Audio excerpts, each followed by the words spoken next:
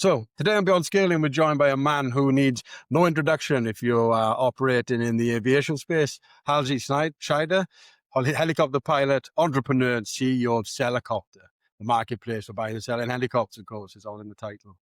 Halsey, your aviation journey began not in a boardroom, and this is what's interesting for me, right? You didn't begin in a boardroom, but in the cockpit. The birthday gift from your parents, and that seems to have set your whole life off on this new trajectory. And I know since then you've gone into, you've flown as an instructor, a tour pilot, medical pilot. But the story today isn't necessarily about flying. It's about building, and it seems relentlessly, right? You are of that entrepreneurial spirit at heart. So thank you for joining me, and I'd love to get into some of that. Yeah, thanks, Lloyd. Happy to be here and excited to be on the other end of the podcast. It's fun. Yeah, of course, because your podcast, the Helicopter Podcast, has taken off. No pun intended. Yeah, no pun intended. But it's really taken off, right? It's doing really well. I mean, there's a niche market there, but there's obviously demand.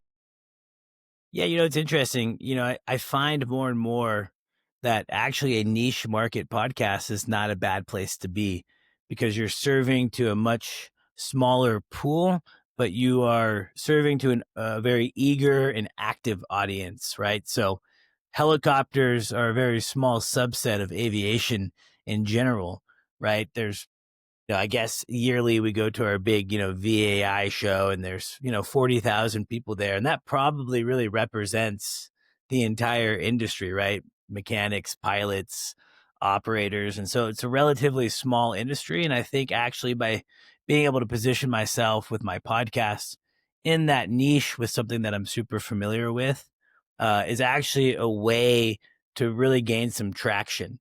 Obviously, when you're serving a niche market, your downloads might not be like what Joe Rogan is getting or what other big, legitimate, like famous podcasts are getting, but we get the results that we need to be able to get the sponsorship, and it's just been a really cool experience talking with people within my industry.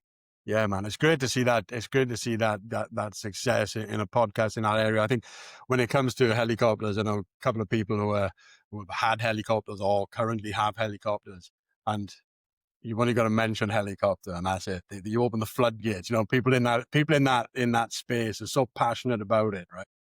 Definitely seems like there's some other podcasts coming out there. Shout out to our platform that I'm on. It's called the Vertical Helicast platform, and it's put on by MHM Publishing, and it's actually kind of a consortium, so to speak, of helicopter specific podcasts. So there's one that's more directed towards law enforcement, one that's directed towards rescue. We have a maintenance, and then we have like an air medical. And so it's kind of like a one-stop shop for helicopter podcasting. And that's been a really neat relationship.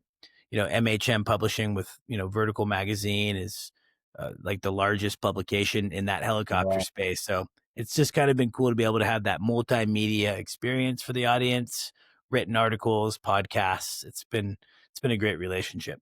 Yeah, man, it sounds great. Halsey, I read that this journey started, I think I read on your LinkedIn page, it started with your parents buying you a flight lesson. Do you think they had any idea of the door they were opening with that gift? Yeah, I'm not sure. I mean, so even kind of before that flight lesson, aviation was definitely my path, but it was fixed wing. It was all about airplanes, right?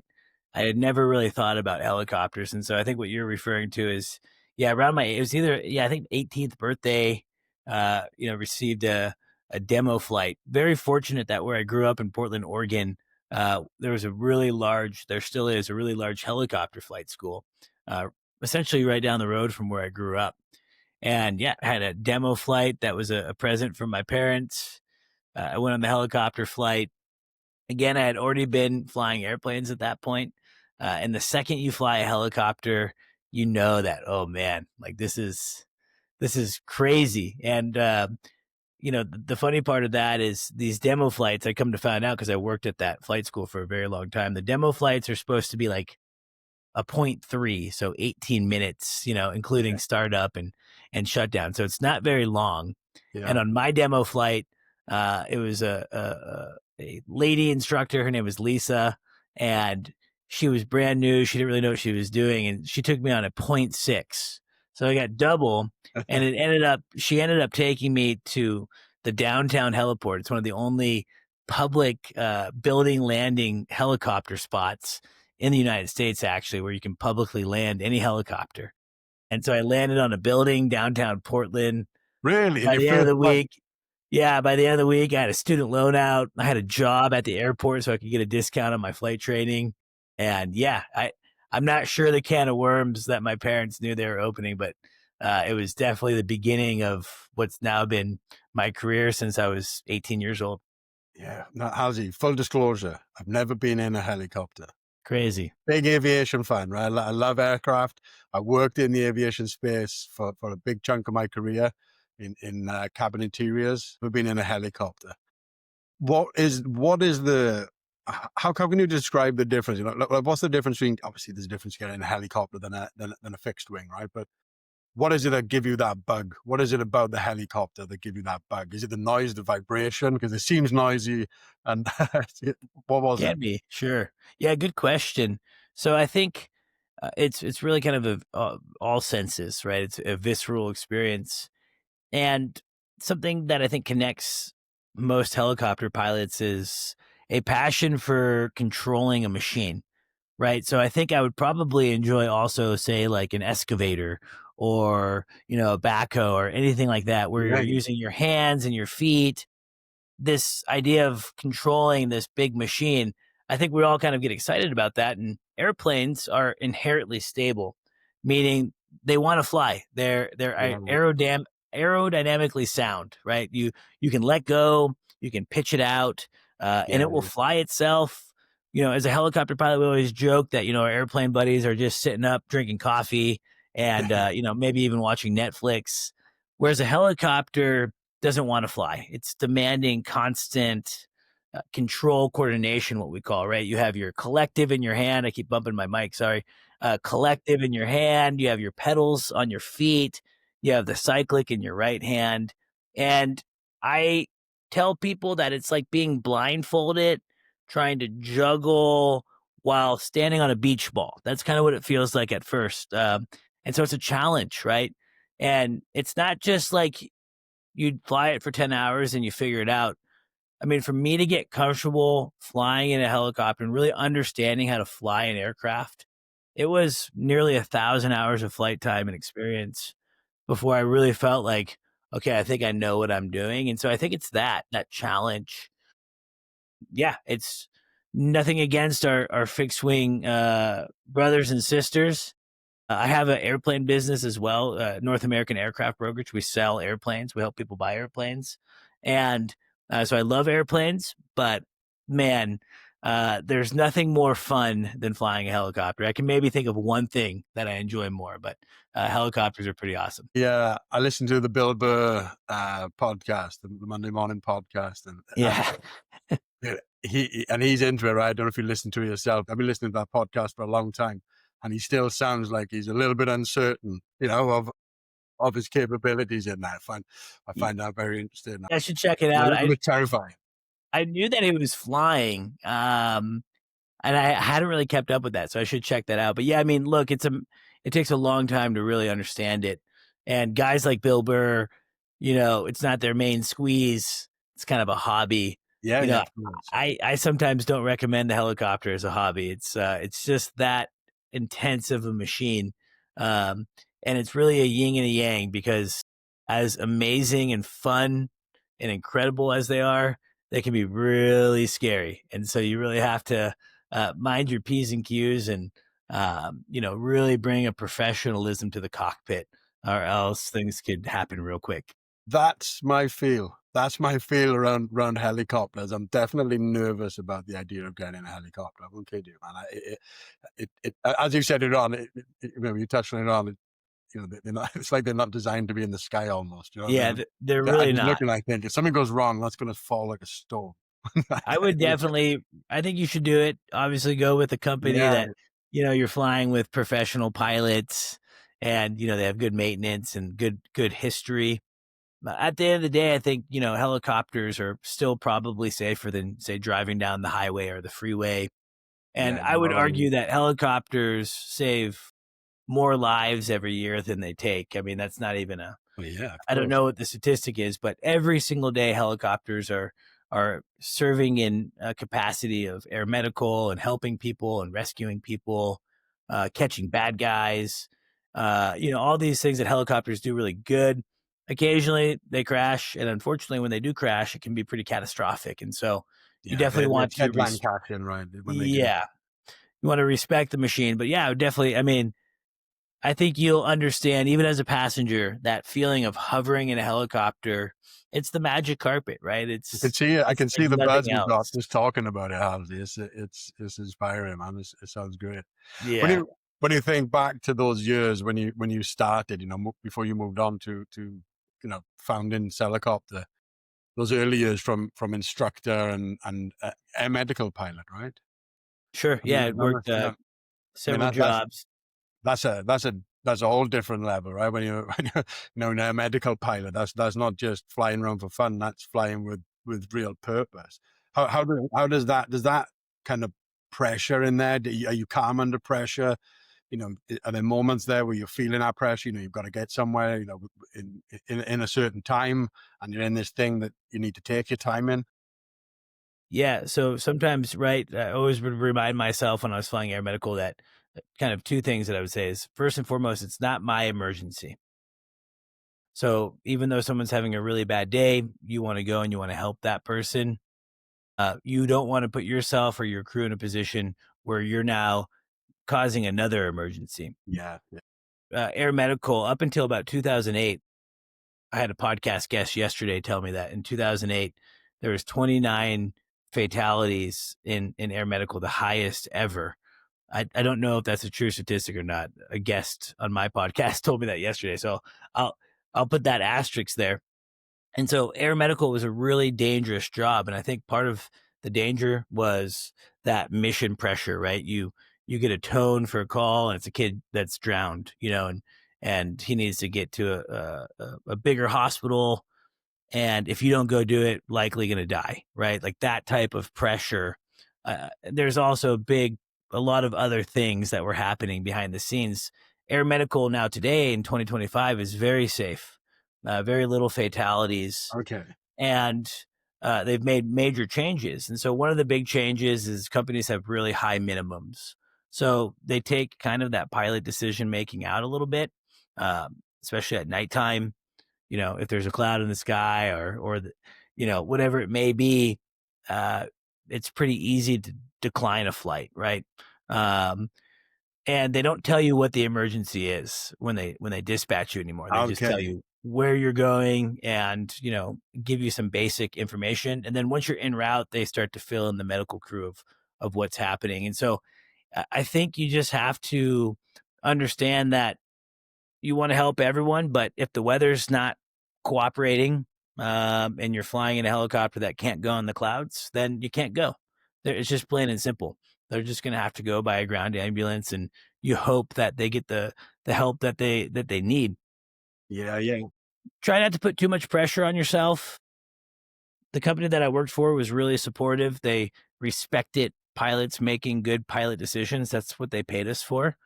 And then the actual job itself, when we were flying, sure, there was some intensity, but nothing crazy, right? A lot of it, you're just flying, from point A to point B. You have autopilot. Um, and then, occasionally, yeah, you're landing on highways or freeways or, really dark areas at nighttime, and you're flying with night vision goggles, which is pretty cool as a civilian helicopter pilot. So definitely some pressure moments, but no, I think air medical flying is one of those, like, I don't know if you've seen those memes before where it's like what you do versus what people think you do. Yeah, And okay. it's not as intense as what you might think. So overall, a great experience. I really enjoyed that time. But I never felt like it was a big pressure cooker. Yeah, good. And that probably made you very appropriate for the job, right? Because, yeah, I'm sure not everyone's built that way. I'm not sure I am, to be quite honest with you, Halsey. Yeah. I'm not sure I'm geared up for that. Yeah, I'm sure you definitely see some stuff. The patients in the helicopter that I was flying, the patient's feet were very close to you as the pilot. They were bagged. There's like a little bag that went over the feet, so you didn't see that. There was one time where we picked up a gentleman that had lost his entire leg in a oil jack. Like essentially, his leg got caught, and so we knew that we were going to an amputation. They did tell us that before because it required us to bring a big bag full of ice. So they were like, "Hey, this is what we need." And it was pretty incredible because here in the United States, a lot of the programs, air medical programs, are now carrying whole blood, essentially being able to administer blood to patients and save lives. And so for this Yeah. particular guy, he survived, and the whole time there's a big black bag right next to me, and inside that bag was this guy's leg. It was not able to get put back on, but yeah, just weird things like that. You kind of sit there and you're like, this is weird, Yeah. but it's also neat to be able to help people when they're having a bad day. Yeah, it was a great experience. Yeah, I'm sure.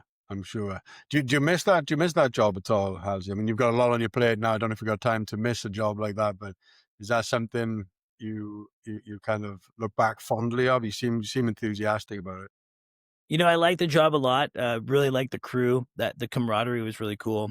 Schedule was not bad. It was like essentially you worked part time, right? You worked 7 days on, 7 days off.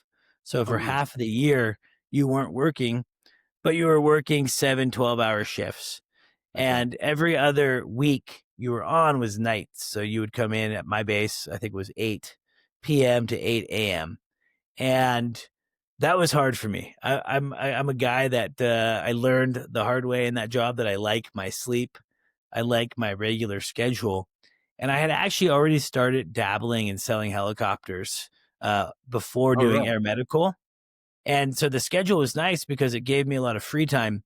But during my night hitch, we would call it, um, it was very hard for me to continue to run my business during the day because I was trying to sleep and I was often distracted. And I felt like I was wasting time by sleeping during the day, even if it was just 1 week of the year. So that was really hard for me. It's hard for a lot of air medical pilots, actually. Sure. I don't think it's healthy. It's not a great lifestyle. And so for that reasons, no, I don't necessarily miss that job a ton, but I do. The flying was fun. The experience was great. I definitely gained a lot from it. Um, but look, being an entrepreneur, one of the magic parts of that is, working for yourself and having that freedom and flexibility as part of your compensation package. And so I can't really look at any job and say like, man, I want to go work for someone again, Yeah, if good that makes point. sense. Oh, it makes perfect sense. It makes perfect sense. When you say you kind of selling helicopters, you sound quite blasé about that, Hansi, right? I worked in a car auction when I was 15, so I started buying and selling cars at the age of 15. And Awesome. that's a different thing to selling helicopters, right? How do you how do you land into selling helicopters? I imagine there's a lot of trust involved in that transaction, right? We know how dangerous they can be, so you need to know you're buying from a trusted source. In those early years, how did you build that trust? And were you brokering deals between people? Were you arbitrage, or how did it work? Yeah, it's a great question. We started as a broker. We continue to be a broker, essentially. Sometimes if there's a really good deal, we'll inventory it through some of our friends and partners that we can trust, or that want to work with us. We've done that on the airplane side recently. We've done it a couple times on the helicopter side, but by and large, we're acting as middlemen in helicopters. For me, it was one of those things. I had an entrepreneurial spirit ever since I was a little kid. I love the idea of doing business. I just never thought I could actually really be successful in business. It's just one of those things. It's like, well, I didn't go to business school. My training is helicopters. Maybe I don't have any. I don't have what it takes, right? And what ended up happening for me is I was flying for a gal in Texas, and I was flying her Robinson R-44 helicopter, and she was a really successful entrepreneur. She had started a business that was part of the oil industry, and she was doing drilling wells for fracking. So, not I don't have a dog in the fracking fight. And it's a political hot All right. button, All right. uh, but that's what she did, and she made a ton of money doing it, enough to own a helicopter and have a pilot. And watching her was pretty incredible. She really inspired me on a lot of levels to go out and you know build your own business. And then uh, by happen chance, sadly, her husband, who was a little bit older, ended up, I think he got cancer and was essentially on his deathbed for like a year. And she wasn't flying the helicopter. And she's like, hey, look, if you want to keep getting paid, get the helicopter to work. And so I started researching different things that I could do. And within the realm of legality and red tape through the FAA, I found out that I could do these nonstop commercial air tours. It has certain parameters, and you operate what's called a 91 147 LOA. Not that that matters, but that gave me authority to be able to do these tours. Great wine country in Texas, ironically, Fredericksburg, Texas, and so I started flying tours there. Built a website, hired a couple people to help with the ground operations side of it. I coordinated all the maintenance. I did all the scheduling. I built all the relationships of landing at this winery or doing this event or doing that. And it was really my first soiree into running a business. And running a one helicopter operation is usually a failing proposition. And this was.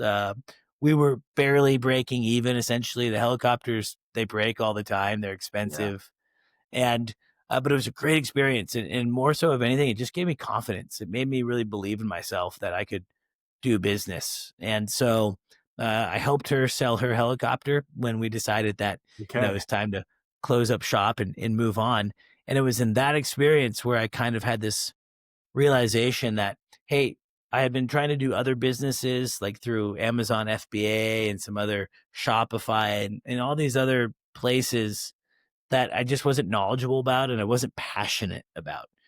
And I found helicopters is all I know, right? And so I'm passionate about sales and I'm passionate about helicopters. And so it was that marriage just by helping her sell her aircraft where I was like, okay, that's it. That's what I want to Do do. this. I can do And so that. I just really started it as a side hustle and a hobby, and I did that for like 3 or 4 years, and then I decided to kind of take it to the full time.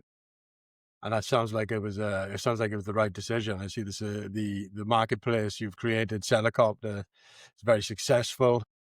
I know I've had a good look through there. There is a ton of helicopters on there. I mean, all kinds, right from 1980s helicopters through Yeah. to. I was looking at one on there yesterday. Is 2024. It's got kind of $2.3 million helicopter, a grey one. That's all I Yeah, know. yeah, My helicopter knowledge, right? It was great. the 505. Was Yeah, it's beautiful crazy. looking. Yeah, Beautiful we've looking thing, man. Inside this, the leather seats and the way it's all looks fantastic. I mean, that's a pretty stunning. yeah, it's cool, man. Helicopters are great, and again, I'm knowledgeable about them. And to go back and answer your question about trust, I think any business is built on trust with your clients, right? And I think for us, it's you know, one of our biggest thing is that we're in an unregulated industry, meaning that there's no rules, there's no regulations, there's nothing that would make it so you can't do questionable things to make some more money. In fact, I would argue that a lot of our, quote unquote competitors do things that would stretch what I would kind of call ethical. Yeah. And, they do it in the name of making money. And so for us, one of our pillars of our business is like, look, it's all through the highest standards of ethics. We're not here to make the most money on every single transaction. We're here to build a long term relationship. I understand that it sounds cliche. Like, of course, everyone says they're ethical, but we truly live that. There's opportunities in this business where we could make a lot more money, but it wouldn't be through transparency with fees and whether it's on an acquisition or a buy side. And we just don't do it. It's just not our cup of tea. It's not how we want to do that. And through that, we've built these phenomenal relationships. And so for us, what's been the most uh, the way that I've been able to scale the business essentially is through repeat business and building that trust with those clients that are continually moving helicopters, whether they're a small operation or a bigger operation. So it's all about trust. Of course. Transactions can get a little finicky at times. People can get frustrated. And we just try our best to always just lead with high ethics and usually have a good outcome. Yeah, and it's, I mean, listen, that's what you say there. I don't think it's cliche at all. I think you're right. A lot of businesses say it and they don't necessarily mean it. It's the same as the buzzword culture that goes around. You see all these businesses. I've worked in businesses where culture is the buzzword and it's Yeah. everything but that in behind closed doors. I could see the passion you've got for aircraft, and as a pilot yourself, and having worked in the medical side of it, and it's clearly something that's those ethics are clearly important to you. I think you definitely give that impression off, Halsey.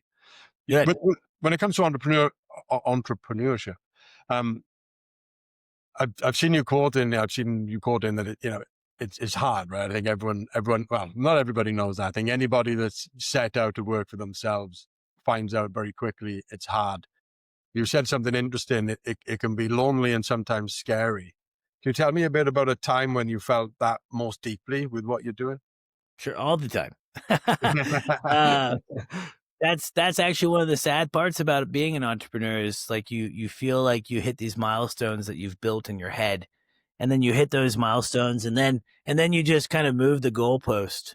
At least for me, right? And I'm working on that actually. I'm trying to be more present in the moment and celebrate the current victory that we're at, and be happy with the stage that we're at. But there's something I think most entrepreneurs, that we're kind of unsettled. At least I'm unsettled, and for me, it never sometimes feels like it's enough, and so I think that that's a struggle, and I think that that's constant, right? That's something that I deal with on a day to day basis, and it's something that I don't necessarily know that I can talk to a ton of people about. Yeah, My wife, who used to work for the business, we just welcomed our daughter to the world, and we've decided congratulations. that she's gonna just be a stay at home mama for the time being. She worked at our business, she understood her business, but she didn't. She wasn't someone that I can necessarily always confine into of like just the stresses of day to day entrepreneurship, and nor did I want her to have that kind of burden. So there's a part where you can't really talk to your spouse about it, and then my friends, they're awesome, they're great people, but they're 9 to 5ers, and they're working their job, and they're collecting their, consistent annual bonus and whatever it is. They're happy and that's great, but it's like they don't quite understand what it's like. And so, yeah, it can sometimes feel like you're a little bit on an island, or like you're a bit of a crazy person. Um, and people look forward to taking vacation. Oh, I got my PTO. Like when you have your own business, like that doesn't exist anymore, right? Like, vacation, what's that, right? Or if I'm on vacation, I'm still working. So there's times like that. But man, the trade-off, I wouldn't change it, and I love everything about being an entrepreneur. And yeah, there's a struggle, and there's good days and there's bad days. Sometimes there's both. Oftentimes there's both, right? I can get like really good news at 9 a.m. and by noon, I'm having really crap news. And then by 3 o'clock, I'm having really good news again. And then by 5, it's all shit. And so it's like this roller coaster. And one thing that I tell my team, and that I have to work on myself, is just try to stay even, right? Don't get too high, don't get too low. Just kind Yeah, of find that center. And man, I'm a work in progress. yeah, Um, we all are. Entrepreneurship is definitely not for the faint of heart. Hansi, you mentioned something there that got my attention. Do you think you're hard on yourself? You're clearly driven. You're looking for the next goal. You put that goal down. You hit that goal, and then it's straight away. Right, what's next? Right, what's next? And I don't. I think some people. I can relate to that a lot. I don't think there'll ever be enough, right? Because if I'm not chasing after something, then I'm not entirely happy. And I'm talking separate from my family life. I've got a lovely wife, got fantastic kids, and my home life is great. But I don't play sports anymore. But because I don't have that team that you have when you're younger in sports, I'm talking. When you're in a team, you're part of something. Then what are you chasing as an adult? That like that 9 to 5, the people you reference, people who work that 9 to 5. We need those people, right? They're Yeah, an essential part. absolutely. And there's times I'm going to be honest, but I'll look at the people who can just go into work at 9 and leave at 5, and They clock out, and it doesn't matter if the business is falling apart. They go home and they sleep like a baby. Yeah. It's never been me, but I do often look at them, and there are times when I'm really finding it hard. I'm like, "Ah, I kind of wish I could be like that." I have those moments. I think that it's easy to always look at that. For me, man, no, I think you kind of hit it on the head. I think that part of being an entrepreneur is being a competitive person. And I've said this before, so it's funny that you had mentioned it because I've talked about business to me is like a sport. And I was an athletic guy growing up. I still ski a ton. I love competition. Played football, American football, growing up, and lots of I love football for so many reasons, and actually for young men especially, I think that there's so many good life lessons. But yeah, as a 37-year-old, slightly overweight, not super athletic anymore guy, I don't really have any outlets that I can go and compete. And so I think that business is a form of competition now. And yeah, that competition can be with myself. And the touchdown or the basket is money, right? That's kind of the reward that you can see from your hard work. And so yeah, I think that there's just a competitiveness, and I would hope that at some point I can find a little bit more peace. In fact, I'm actively working on it. I'm trying to enjoy the moment a little bit more, and I think that it's easy for an entrepreneur to trick themselves that you have to be stressed in order to be successful, right? Like if there isn't something to be stressed about, then there's not forward motion. And I'm trying to kind of teach myself recently that, well, for say the last 6 years, I've been stressed about this or stressed about that. But here I still am 6 years later, more successful than I thought I could be, doing great things, having a great team. Life is good, Yeah, right? So I feel like I've almost wasted 6 years of stress for yeah, no reason at all. And so I'm really trying to look at that and say, is that necessary? Do I need to have that stress? And so, uh, you know, uh, just trying to run more and be outside more and smell the roses, so to speak, a little bit, to really enjoy the fruits of our labor. yeah. That's very wise, Halsey. And I think for a long time, I convinced myself that it was stress. Well, convinced myself that stress was the fuel that was going to make me successful. And that sounds crazy, right? When you say it out Yeah, loud, but in my head, that's what I believed. And I was getting stressed. Now I wear an aura ring. I sit down, I'm doing breathing exercises, and this thing, man, nice. this thing it's inescapable. When you wear one of these all day, and Really, oh man, they're fantastic. Yeah, they're really that's great. really cool.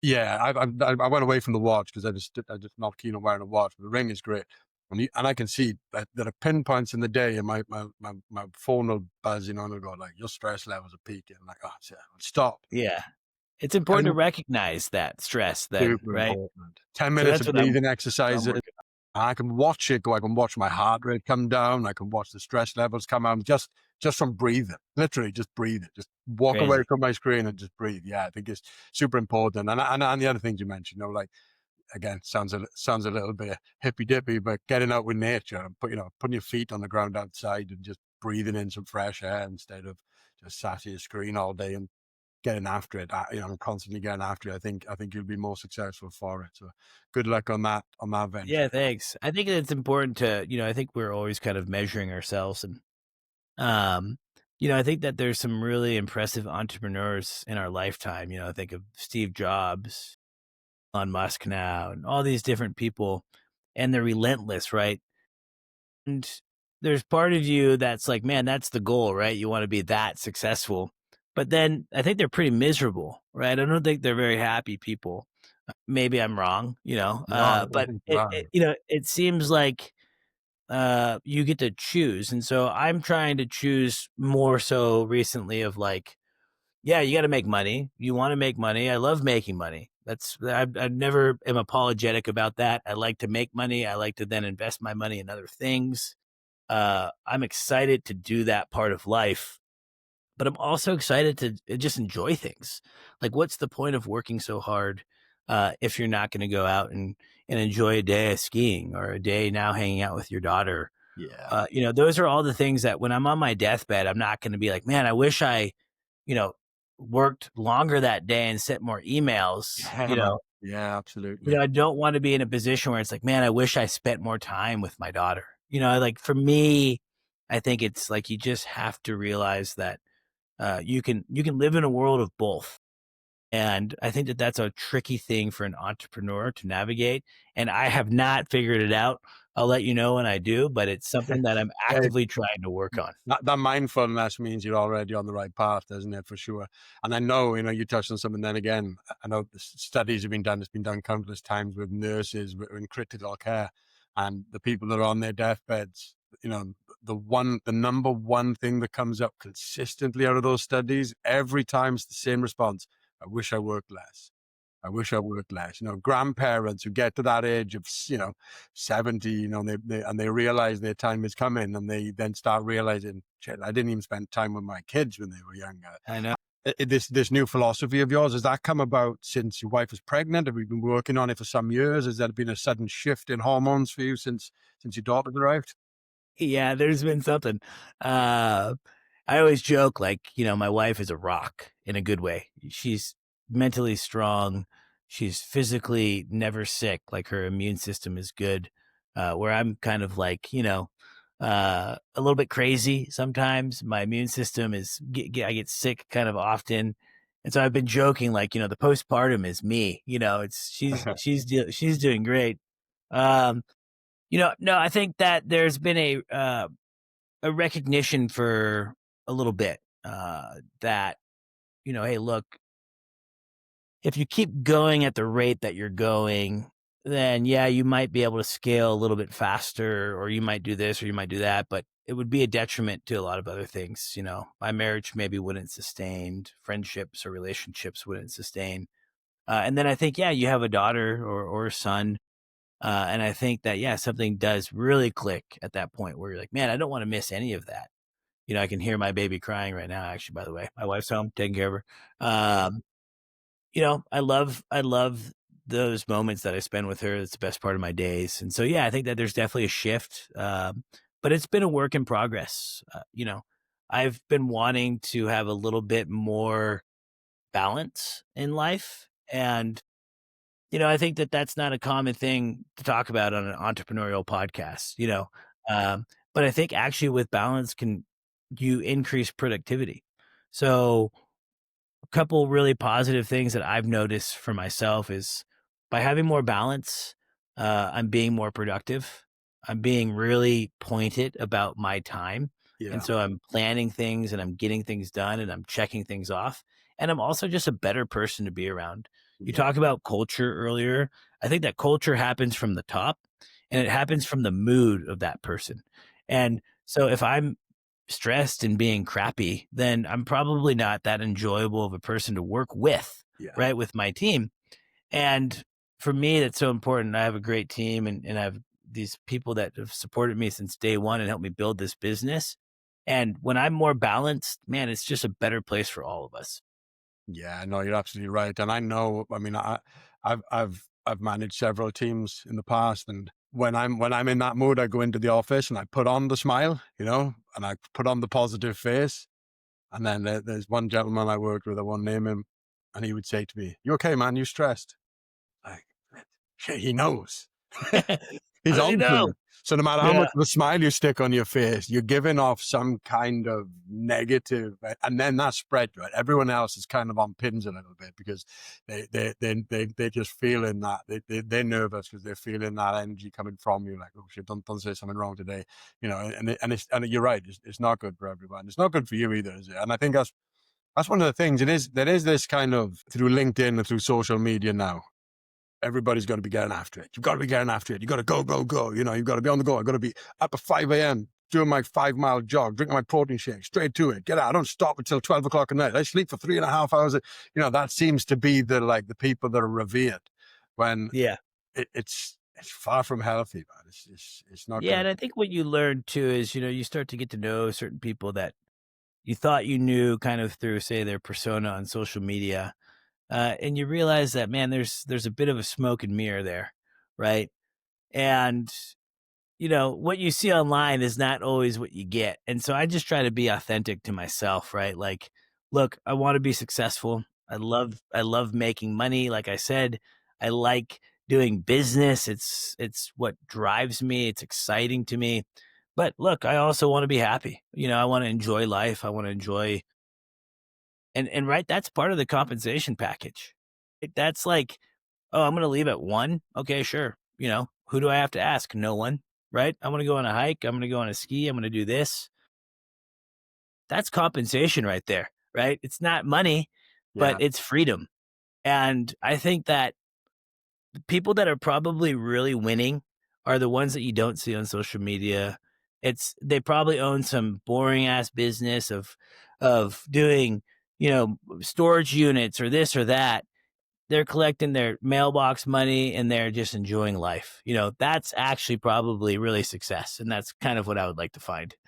Yeah, I think you're absolutely right. Instagram is for filters on your face, and LinkedIn is typically filters for your business, right? You Yeah. rarely see anybody on LinkedIn going, "Lost this deal. Yeah. Wife's pissed off at me because I've been working 14 hours for the last 3 months." Like, not that is never the case. Everything is always so wonderful. And they can leave you feeling, yeah, like your business isn't doing as well as theirs. But I'm Yeah. sure you peel You back gotta the just curtain. you gotta just be authentic. And that's what it's all about, No right? business is without the struggles, man. No business is without the struggles. When it comes to Sellacopter and your role in there now, Halsey, I know you obviously got an active role in the business. What's kind of what feels most draining for you of running that business, running that operation? Have you got a robust team underneath you? Or are you kind of more hands off these days?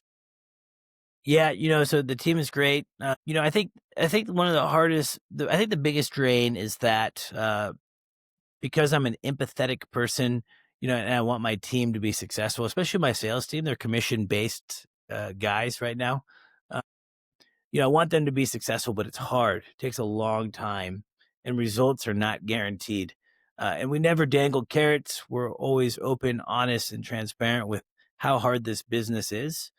And so I think one of the hard parts for me is, though I don't directly manage the sales team anymore, I'm still very part of what they're doing, and I feel their wins, Yeah. but more so I feel their losses. Um, and so I feel like I'm constantly having to deal with some of the loss that I have on a day-to-day business, or day-to-day life through just running business. And then I'm also kind of seeing them get really close to signing that first deal and then getting ghosted, Yeah. or getting really close to getting a deal done and then the negotiations blow up. And seeing them struggling is hard for me. So that's something that is very difficult for me in this business. My day to day role, uh, I do things like this, right? I think that talking and podcasting and again, I think people like to connect with people, Yeah. right? So I would love for people and future clients to be able to come on this, watch this podcast and be like, okay, hey, Halsey seems like an authentic guy who I want to work with. So podcasting is a big way that I do that. I'm also very involved in just our overall, how do we scale, how do we grow, and how do we budget for that? Right, we're commission only business, and so cash flow isn't consistent. In fact, it's quite inconsistent. So I've been trying to build this idea of how do we make cash flow more consistent? How do we get more consistent business month after month after month? And then how can we reinvest into the business so we can then keep growing that goal of consistency? And so that's really been my primary task. And I have a great team that helps me put all that together. We have a robust accounting for a small company and forecasting. And, I'm lucky to have the people around me that can help support that mission. But yeah, scaling is hard.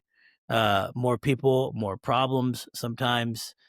We've recently had to bring on a HR person Okay. essentially to help us They're better. important. I laugh, but they're important, man. Man, They're an integral part of a good yeah, business. They really are. yeah. You never think that you need like the HR person, and I think that there's a misconception of HR, right? I think that uh, there's a misconception like HR is the, oh, fill out your hurt feelings report here type of situation. But it's really not. HR is building roles, understanding hiring practices, and how do we interview, and how do we have that consistency in our interviews? How do we Career onboard? development as well, Halsey, isn't it? Like, you know, bringing the Huge, right people in, because if you find the right person, if you find a good person, they're not going to want to just come in and sit where they're at. They want to look at the exactly, next thing. And if you haven't got HR there that's going to put a career development plan and help them progress through the business, then you're going to lose that good person. And you'd be like, where's Bob? 100%. Where's Bob gone? Why did he leave? I thought he was Yeah, happy. Yeah, man, he's been in the yeah, same job. He's been in the same job for 2 years, and Bob's a different kind of person. He needed something bigger. So I think it's 100%. So, be able to recognize that. Yeah, so we brought an HR guy in, not because we're having HR issues per se, but yeah, we were having issues in understanding longevity, right? I thought you were happy. Why are you leaving? Uh, how do we get good talent into the door? How do we keep that good talent? And actually, if they end up wanting to leave, then how do we learn from that, right? Well, we had a rep leave recently, and now that we have an HR specialist, we had an exit interview, yeah. and There we you learned go. a lot. Yeah, And yeah. it was a really neat experience, and it was very eye opening for me on some blind spots that I had. And look, you're not going to be perfect all the time. You might think that things are going really well, and then you hear a different perspective, and you're like, okay, that's interesting. And so, like that exit interview is, really meaningful. And I wouldn't have done that if it wasn't through Yeah. the guidance of having People somebody. are honest when they're on their way out the door, Halsey, as Yeah, well. They're yeah, like, totally. yeah, yeah. Yeah, and it wasn't like bad. It wasn't. No, It no, it's wasn't just honest, right? No, negative. not bad, but it's just like, yeah, it's It just was just it honest. was just things that I some things that I kind of thought, okay, maybe, and yeah, just to have some clarification on that. I think we can just grow and become a better team. So that's what we're constantly working on. My role is being a motivator, being a coach, being a mentor, holding it together. you know, Yeah. being that smiling face, no matter what the situation is. That's the guy that I am now. Sounds good, Halsey. When it comes to growing a business, guy, I know you recently expanded overseas, New Zealand, I believe, recently read. When you say expansion, is that what you're talking about? You're talking about going kind of global with this? Are you lining up other countries? Because I guess in the US, there's a limited number. I mean, I'm trying to picture you. Like, what's your market outreach? I know podcasts, right? And your podcast doing very well, and that's bringing people in through the door. I'm sure it's not as if you can. It's not as if you can set up a sales call center, right? To phone people up. Do you want to buy a helicopter? Yeah. It would Yeah, be crazy. exactly. But what's your outreach methods for finding the right people? Yeah, it's a small market, right? And so, for us, a lot of referral partners, right? So most of my team is comprised of pilots within our own pilot network. We know a lot of other pilots. Those pilots are typically not guys or gals that can necessarily afford a helicopter themselves, but they work for people or companies that can. And so we love paying our referral partners to bring us business in. Our customer acquisition costs, it can be expensive, right? But we're selling aircraft that, can sell for millions of dollars. So for us, it's not necessarily like we need big quantity, right? We just want quality listings. So we do that through our referral partners. We do a lot of outreach, direct marketing, cold call. We're door I do. knocking, so to speak, every day, all day, right? So that's what our Right. sales team is I primarily do. doing. But they're also identifying targets within their region. I kind of call it their 5-state region Yeah. of where they can go and be in person. They can go have lunch. They can meet with this maintenance center that works on a lot of helicopters, Yeah. develop that relationship with that maintenance center so we can become their referral partner. Okay. And they kind of focus on that area. We do some trade shows. We're excited to do some non-aviation shows like yachting or supercars. We want to get in front of people that can afford helicopters and airplanes, Makes a lot of and we sense. want to show them that owning an airplane can actually be cost effective if it's managed properly, right? Yeah. Yeah. Um, a helicopter. It's an educational thing as well then, right? It's getting the people that can afford it, that maybe have thought about it, and making them realize actually this can be cost effective and fun. You know, you Yeah, can, absolutely. Giving them a path of how they can use the aircraft, or when they're not using it, have it be used by someone else and they can actually offset a lot of their costs. yeah. Here in the United States, we have a new tax code and a new bill, a new tax bill that was passed, and part of that was this 100% depreciation. We call it bonus depreciation. Individuals that are buying and owning aircraft and using it for business purposes can write that off against their income 100% that first year. So that's considerable tax savings. And so that's now been reinstated. When Trump was in office last time, we had 100% depreciation. And hey, look, the world was good for us. Yeah, And so we're guessing that individuals are going to start talking to their CPAs now that we're getting into the fall and getting closer to the end of the tax year. And they're going to say, hey, look, you had a great year. Time to go buy something. good Right. answer. And so, the guy math of it is, buy a $3 million aircraft to offset, $500,000 in taxes. But it works. And so we help people and their CPAs understand that. And yeah, it's a lot of outreach, a lot of slow nurture, Yeah. building friendships, and that's a lot of what we do. Interesting, Halsey. Yeah, that is very interesting to me. To be quite honest, I've never given it worked in sales for a long time. I've never given it a lot of thought, with what it takes to sell a helicopter. But what you say that makes perfect sense. Build a relationship, build trust. Same as any business, but I imagine it's a longer road to get them to buy a couple of $1 million aircraft. Yeah, you got to build that friendship. Yeah. Lastly, Halsey, just one thing I want to ask: where do you see helicopter? Where do you see the future of Sellacopter going? You've gone to New Zealand. Is there anywhere else you've expanded to internationally? Have you got your eye on anything else at the moment? Is this going to evolve into something broader? What's your goal, whilst maintaining that inner peace? Yeah, of course. Yeah, so continue to grow, obviously. So we've always had a global reach. New Zealand was just kind of a coincidence of the right guy at the right time, essentially. And so, opening up so to speak, an office in New Zealand Okay. has been awesome. We're actually about to close on our first 2 New Zealand aircraft, and it will represent a nice percentage of our quarterly revenue for this quarter, which is really neat to see. I love when you deploy something and you're nervous about it and it's a lot of work and then it starts to reap the benefits. So it's really fun to be in that stage of New Zealand for us. Um, you know, we have 2 brands, right? So we have a parent company, and then essentially we have 2 subsidiaries off that. We have Sellacopter, and then we have North American Aircraft Brokerage, NAAB, and that's our fixed wing brand. And I love helicopters. I'm excited to continue to grow in helicopters because helicopters are such a small industry.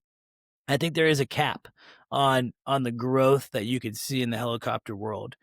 We're not close to that cap, by the way. We have a lot to do to get to that point. Whereas airplanes are a significantly larger market. Now there's a lot more competition as well, and so gaining that market share is tricky. But we feel like if we can go into the airplane space and recreate what we've done in the helicopter brokering space, then we can slowly start to build that trust and build that clientele. And even if we're able to gain a small percentage of market share, likely that will exceed revenue of what we could do on the helicopter side. Just because A, there's more airplanes, and B, an expensive helicopter is $4 million, whereas a mid-level airplane is 11 plus, right? And so for us, commission percentage based, Same the work, higher the same level of yeah, work. yeah, Yeah. and actually, arguably maybe even easier. Airplanes have a lot less moving parts. So yeah, we're excited. We've been in business on the airplane side now for over a year. We've had some early success, then we kind of petered out a little bit, and now our business development focus is really pushing towards airplanes. And it's been exciting, and we're excited to keep winning in both airplanes and building there, and then of course just keep building Sellacopter. I would love to be kind of the go-to aircraft brokerage. 20 years from now, I want both of my brands to be kind of that synonymous for oh yeah, you got to sell your helicopter, go to Sellacopter. Got to sell your airplane, go to North American Aircraft Brokerage. And so that's what we're pushing towards. And yeah, just excited to be on the journey. Halsey, I've thoroughly enjoyed this conversation from your first flight to or one of your early flights in the helicopter to growing this brand and growing this business and now expanding into fixed wing, which we didn't really touch on a great deal. I kind of had helicopters on my mind coming into this, but it's really fascinating, and yeah, you give off a lot of really positive and good energy, and I wish you all the success in the world. I look forward to following your journey. Yeah, Absolutely. thanks, Lloyd. I really appreciate the invites. Fun talking shop. Appreciate you, Halsey. You have a great day. See Thanks. you, bud.